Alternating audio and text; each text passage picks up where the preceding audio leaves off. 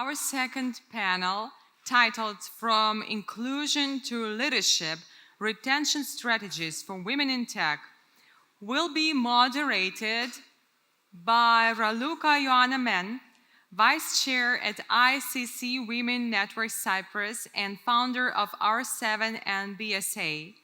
Raluca's dedication to advancing women in business and tech makes her the perfect guide for this conversation. Please, Raluca, join us on stage. And joining her on this panel are Savia Orfanidou, Member of the Parliament of the Republic of Cyprus, Cleo Papadopoulou, Chief Inclusion and Diversity Officer at PwC Cyprus, Jim Sakar, Managing Director of Global IT Services at MUFG Investor Services, Mariana Hajiandaniou, Executive Vice President at Anagame, a leader in tech and gaming sectors with extensive experience in human resources. So let's give our panelists a warm welcome on stage and enjoy. Thank you so much, Gala, for the introduction. And I have to start with a joke with my family name, Man. Well, as you can see in this panel, we're having two man, not just one. It's Jim and myself by my family name. We have to say this.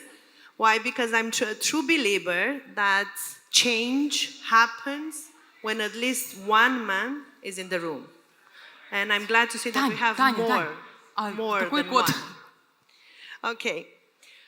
It's a topic very important, and it's something that we should do more than just talk about it. We should truly start taking actions, because I will just have a look, because I don't want to make any mistake. It's a research, we talk about percentages. So it is said that as of 2024, women represent approximately 28% of the global tech workforce, while only 18% are in leadership roles.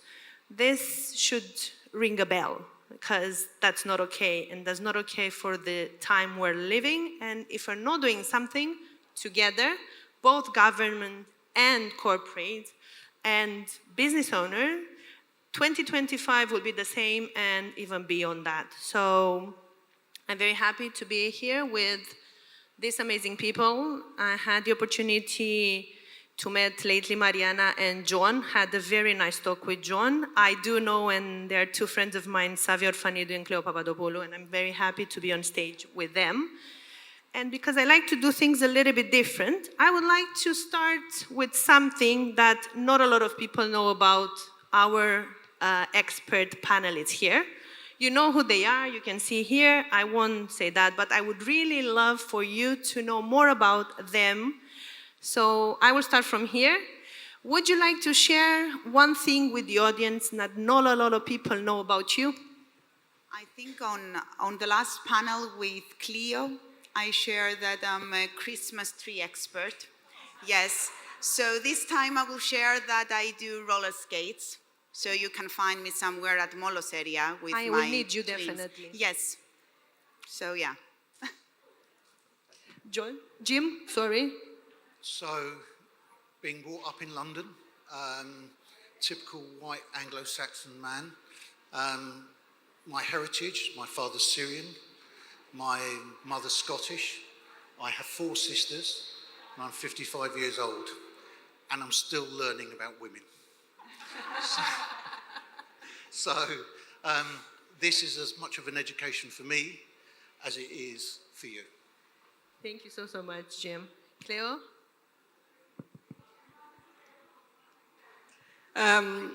One thing maybe not many know about me is that besides being a partner in PwC, I'm a Zumba instructor.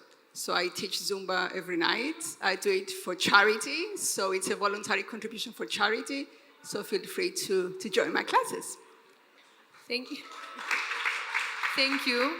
By the way, Cleo, you canceled the last 2, and I was really excited to go. Please don't cancel the next one. Okay.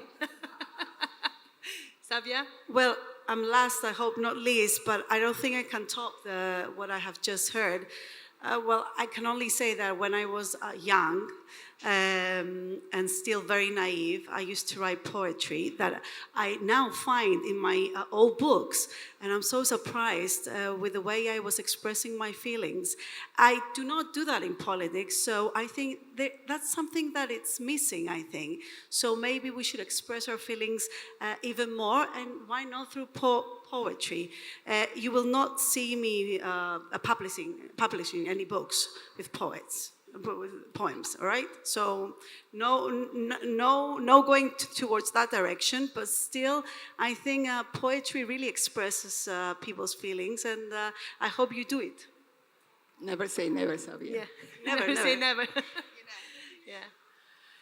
Thank you so much, and I'll go back to you. Why? Because government in general is very important to be supportive towards women in STEM, new generation, all these changes that we want to have with gender equality, biases, and all this.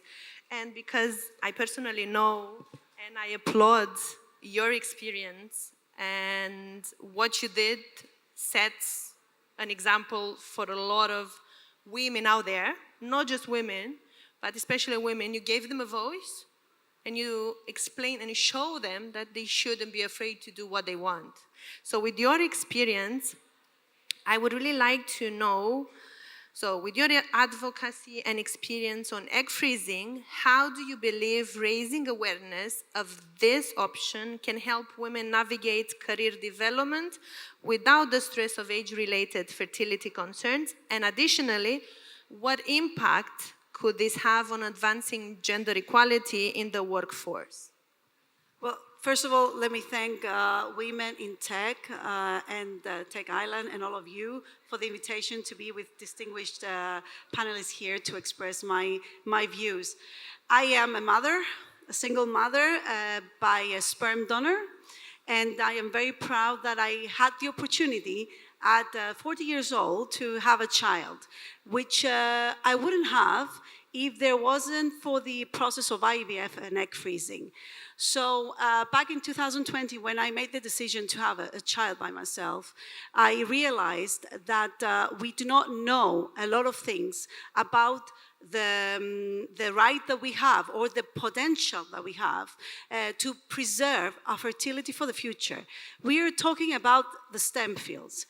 I'm talking about generally, and I'm focusing generally on women in any field they choose to make a career in, and especially in STEM, because from what we heard before from the distinguished panelists there, very few women choose the STEM fields because it's more challenging, because it's more demanding, maybe it needs more work. So that's why it's important not to have that stress inside of you, because you have a biological clock and it's ticking, and you need, many of the women that I know, not all the women, want to have a child. But why should they do that at the expense of their career, any career? So egg freezing gives you the opportunity, basically, to freeze your eggs from a very early age. Let's say 34, 35, it's the medium age that they do in Europe, basically, and in the States.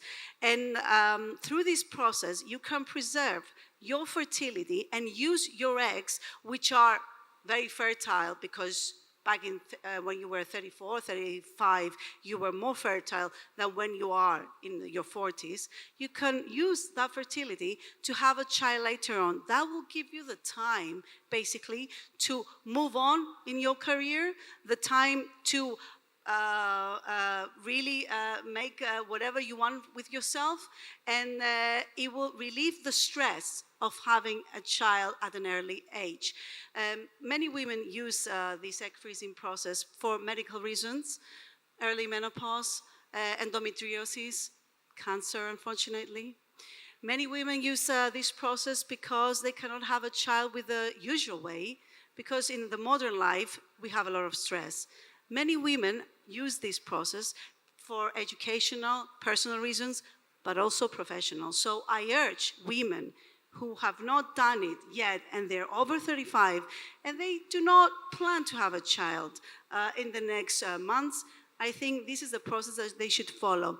Just to, I don't know whether you will ask me later on about the grant scheme. Okay, I will stop here. Thank you. Yeah, we want to give as many questions as possible to each of our panelists, so you're getting as much information as possible. Moving to Cleo.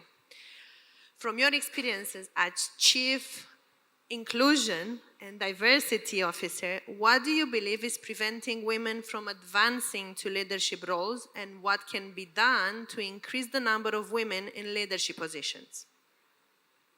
Okay, I can talk about this for hours. 2 minutes max. But I'm We going have to a watch summarize. there, we need to be on time. But I'm going to summarize 32 years in PwC and seeing and struggling with increasing women leaders in PwC, but also working with clients, what the reasons are. And I'll start with the least important and sort of finish with the most important. The least important is women themselves. I find that women manage their careers in a completely different way than men. They sort of silently work. They mute their achievements, thinking that people will see them and just promote them and recognize what they do, whilst men are actually advertising themselves and managing their careers in a completely different way. So career management is something that women need to be helped with, because at the same time they're dealing with guilt management. The minute they have children and they go back to the workforce, then that starts to kick in. So that's where sponsorship and mentorship comes in. But we should not be focusing on solving the problem with just sponsorship and mentorship. It's just one small bit of the problem. Women are not the problem, it's the system that is stopping them that is the problem. So moving to the system, and I'll start from the government and the society in Cyprus. We are in a patriarchal society where people say that women take care and men take control, and that's usually what happens in the workspace. And if we want more women to go into leadership, then men need to step into the domestic sphere and start sort of sharing responsibilities instead of just helping out their spouses. So there's a lot of work that needs to be done in that space in terms of parental leaves. I wouldn't say maternity leaves, I would say parental leaves, support from the system, and support to the women themselves. But the third and most important one when it comes to organizations is the biases that kick in. Because we have heard about attracting girls into STEM, and into the profession. That's the easy thing. Once you're in, to progress is the most difficult thing, and that's where organizations need to have programs to enable that. That's why in PwC we have 50-50 up to director level and only 11% at partner level. Because at partner level you vote people to come in. Up until then it's just a normal progression where biases are taken out. The same with the Tech Island. If you look at the board, the vast majority, well, up until last year, was a full men board. So yeah, it's good to bring women in, but then you need to enable them to step into leadership. And I'll stop here because I can talk for hours. Thank you. I know you're passionate about this. Thank you so much. And I do agree, because these things should go beyond the surface base only. And sadly, when this came as a new trend, a lot of people implemented there are just public relations metrics, but actually weren't embedded in the company's values. So it was just a superficial. And like you said, mentorship, sponsorship, all this is just a tiny. What else is there from their own? And moving that, because with your foundation, Jim, you put a high level, so it's a good opportunity to study, or like I like to call it, do a reverse engineering and see why you're doing so good the things in the way you're doing it. And my first question for you, and the only one at this point, then I'll go to Mariana. For organizations, retention goes beyond hiring. What can companies do to ensure that diversity efforts are long-lasting? And what best practices have you seen in fostering leadership for women? Okay, so attracting talent is a sales job. And hitting a number is just a target. Do companies really believe in what they're saying? That's not about policies and procedures, it's about belief. Is it? There we go. So it's about belief. Do we just talk the talk or do we walk the walk? And I truly believe that unless companies diversify, include, they will die. We need that talent, we need the ideas, we need different perspectives. I'm not a social warrior, I'm not out here to try and correct the world. I'll bring a commercial spin. 50% of our clients are women. So as a man, how can I bring that perspective? Okay, so that's why I say without the inclusion and diversity, companies will die. And that's constantly training your leadership. I was out for dinner last night with Polina, Biljana, and Joe, and we were talking about some of their stories. And I'm sitting there, does that really happen today? Okay, so as a leader, I don't experience that. So they educate me, so I go back and do something different. So it's constant education. We run programs for our leadership team. We're constantly looking at KPIs and saying, are we making a difference?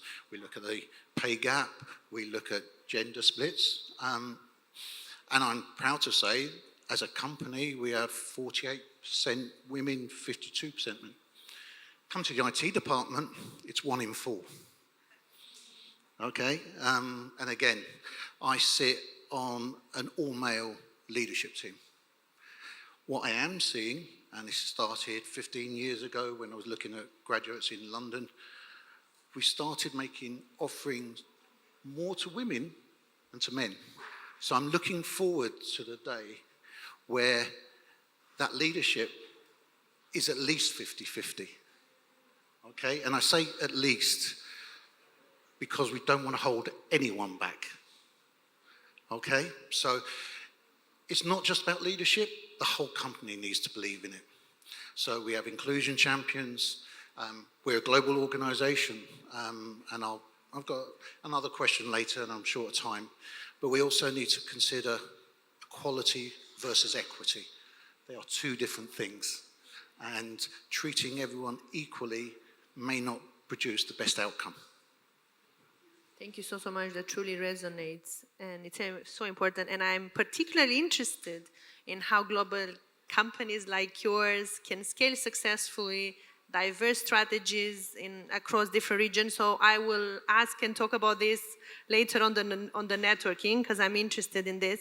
And also it's very important because a lot of companies are focusing on attracting young talent, but then they forget how to work on the retention. How do we grow them? And now I'm coming to you because you have a vast experience in that, and you've worked with a lot of both women and men and young generations. So would you like to share from your experience, what are the most effective strategies you've implemented to attract and retain female talent in STEM roles, in tech roles, particularly in traditional male-dominated fields? Feel free to base upon what was discussed before. So. Thank you for the invitation and being among these panelists. So, okay, I think we all agree that there is a huge challenge in attracting talents in tech, and another challenge on how to retain them, especially women. So one of the things that we did at Energame, and I'm quite proud of it, is like we went beyond what the government comes to suggest. I still remember my own stress giving birth of my twins, and then I forced to go back in a specific time frame after the maternity leave. So we came and we say, okay, let's give more flexibilities. And we went case by case when it comes to new moms and see and explore if they need more time, for example, or be more flexible in terms of their time slots. So no clock in and clock outs, no counting times. We treat people, and especially young women, when it comes to IVF challenge, I pass the same. So when it comes to that, we are more flexible. And when it comes to assessments or their KPIs, yes, we go through and we revise them. But again, we keep at the back of our mind or what is the background of each person. So I think one of the things that we all do is we do surveys. We ask people what they want, how we can help them, to adjust and be productive. So much. And actually, this is so true because it's not just a matter of convenience, it's giving the opportunity for women to have actually the same chance as men have had over decades. And yes, culture facilities on site, feeding or nursing room. This is something that it's not a trend anymore, it's a must. And with that, I'm heading back to you, Savia. What legislative changes or workplace infrastructure improvements do you believe are most critical for supporting working mother, such as what I just mentioned, breastfeeding rooms and on-site childcare facilities? And how do you see this measure fostering a healthier work environment for women?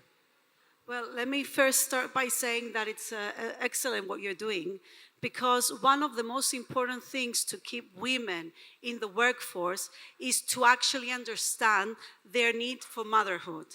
So maternity leave needs to be extended. We managed a few months ago at the Parliament to approve the new legislative proposal to extend for the first child the maternity leave from 18 months to 22 months. This, 22 weeks, 18 to 22 weeks. This is not enough. We will not stop the fight until we have at least 6 months for every child. Not for the first child, not for the second, for every child. So this is the first promise, personal promise, that I will keep fighting for this. The second one is one of my other initiatives for the breastfeeding rooms to be created in the workplaces, both public and private. It's very not dignified for women to actually, first of all, leave their job in the middle of the day to go home and breastfeed and have a reduction in their salaries because of that. Secondly, it's not dignified for women to go to the toilet to actually breastfeed or pump the milk. So we need dignified places where women can go privately and with dignity to breastfeed and do what they have to do. Not all women choose to breastfeed, but those who do choose, they need to have the option. So this is the second initiative that we're forcing about in the Parliament. The third one is to create infrastructure for childcare. There is an excellent example in Nicosia. There is the kindergarten of Basidi next to many governmental buildings. What if many big organizations, PwC, the other big four, other big organizations, to create some rooms inside their buildings or to share between the big buildings a room for childcare so that their parents, women and men, can actually go to work and have their kids be taken care of. This is an excellent opportunity to look forward and get the best practices that they do abroad. And one last thing, flexible hours, teleworking, flexible working, I think this should be taken into consideration, not in the private sector. I'm sure in the private sector, there are many people who can take the initiative, especially in the public sector. And we will be working on that too. Thank you. This deserves a big round of applause. Well, Jim, you're not in minority. We mentioned that the other man is here. But we have a second question for you. How does your organization actively support the development and retention of women in leadership roles? And what role can a foundation like yours play in scaling these efforts across industries? Okay. So as a global company, not one size fits all. There isn't an answer for every country, that everything's different in culture. This is where we start to talk the difference between equality and equity. There's a great cartoon that illustrates this better than I could ever talk, where you have a person of less ability, a male and a female, 3 different bikes, okay? And it's a race, okay? Who wins? We give them all the same bike. Who wins? It doesn't fit anyone. We give them the right tools to be able to do their role, and it brings equity. Everyone has a platform.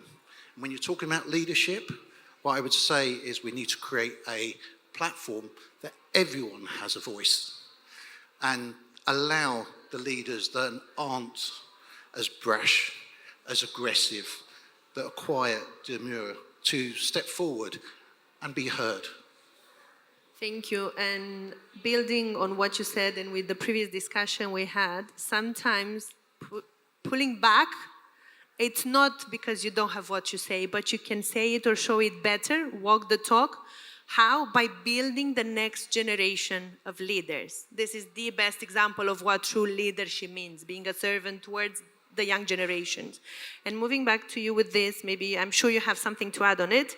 How have you seen the hiring and onboarding process evolve for technical positions over the years? And what practices have you found most successful in evaluating both technical skills and cultural fit? Because this is something that we need to touch upon. Yeah, you know, when it comes to recruitment, I usually say that it's like marriage, you know? One part needs to like the other part, so it's not only employers, it's also the people that will join the company. So we are moving away the traditional onboarding processes, take your MacBook, your iPhone, and that's it. No. You need to work on that. You need to make sure that the people that they will join the organization, they get the sense of what's going on in the organization, especially when it comes to young generation, women. They need to know what flexibilities they have, what they will do next, what is going on after my maternity leave. I remember my maternity leave coming back to the work, it was a disaster. So since I had a bad experience, I needed to create a much more smoother one for the young ladies joining back the organization. It's not only the balloons and welcome back with a pink and baby blue. You know, it's like going back and say, you know, for the past 6 months, we did this and that in the organization, and this is your new role in the organization now. So I guess there is a lot of room and a lot of things that needs to be done, especially focusing in our C-level and convincing sometimes the C-level. I think this is the biggest challenge that we have as HRs. It is. Actually, your task is not easy at all. Moving to Cleo, and from a consultant to another consultant, from your huge experience in consulting, how can companies implement more impactful programs to support women? What are the best practices for retention? And how do we make sure these initiatives aren't just surface level, but truly embedded in corporate culture? Thank you, Raluca. Before I go there, can I just comment on 2 things? About the maternity leave, I'm all for 6 months, but I feel that the more we're extending maternity leaves for women, the more we're killing their careers. So the way forward, I'm happy to chat on that, is to have equal parental leaves, force the men to take parental leave in the same amount as the women. That's the only way you can have gender parity. Back to you, Jim, you were saying about half of your clients are women. I was in a presentation by a fund manager sort of presenting to us, you know, what the fund manager is doing so we can get our clients to invest in that fund. And they were going through the slide decks with the IRRs and all the numbers and everything else. And slide number 4 was, you know, the team. So they talked and talked and talked, and in the end I said, if I was a family office listening to this, I would invest 0 in your fund. And he goes, why? I said, go to slide number 4. And he goes, what's wrong with it? It was a slide of 11 men.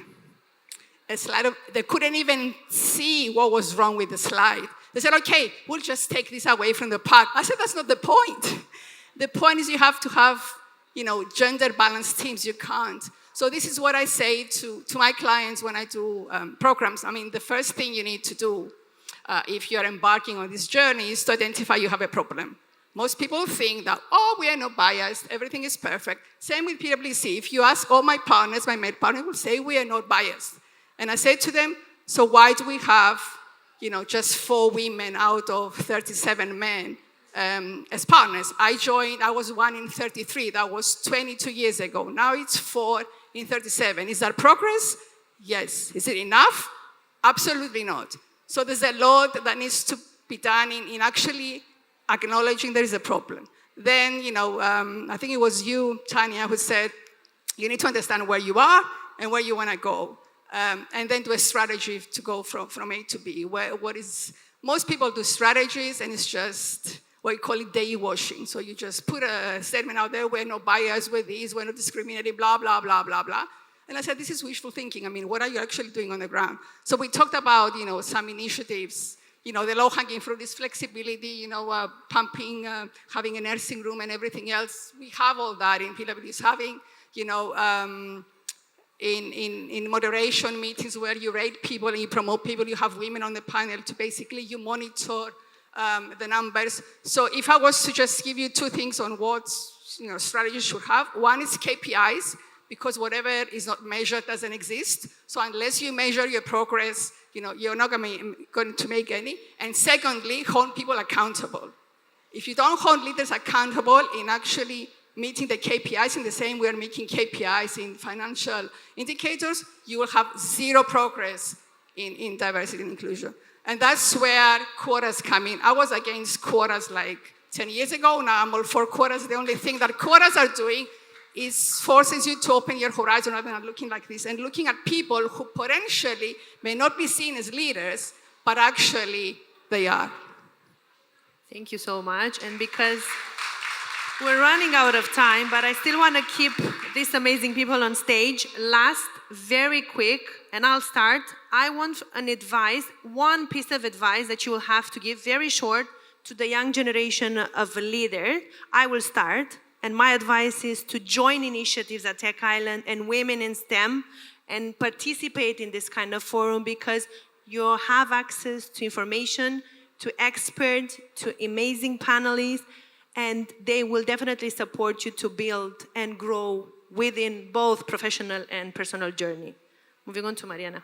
First. Okay, I think I will support what you said. Actually, networking, asking people, meeting people, share your ideas. Don't afraid just to come out and say, okay, I have this idea, how we implement. So yeah, that's my piece of advice. Come, network, share, and communicate. Thank you. Jim? Mine's very simple. Don't accept the norm. Ask why. That's a great one. Thank you. Cleo? My advice would be, if you're 50% certain you can do something, just jump in it, because there's a man who is, 150% he can do it, but he's only 30% ready. So 50% is good enough. Thank you. Well, I think the best advice that somebody gave me a long time ago was never to give up. No matter what the obstacles are, no matter what they say about you, no matter how they feel about you, you just ignore the noise and go forward. Thank you very much. Just wrapping up, thank you so much for having me here to moderate this panel. Thank you, Tanya. Thank you, Gala. Thank you for giving me the chance to be with you on stage. You fill my heart and brain with so many good advice and ideas, and I look forward to take it to the networking part. Bottom line of the discussion, inclusivity is not just a societal norm, it's a business imperative, and it's not just about including women and supporting them to become the new generation leader through just talks, but by offering them the entire tool, support, mentorship, allowing them to ask the why, to challenge the quotas, so they can grow with the entire society support, and I do believe that if there's a will, there's always a way. Thank you so, so much.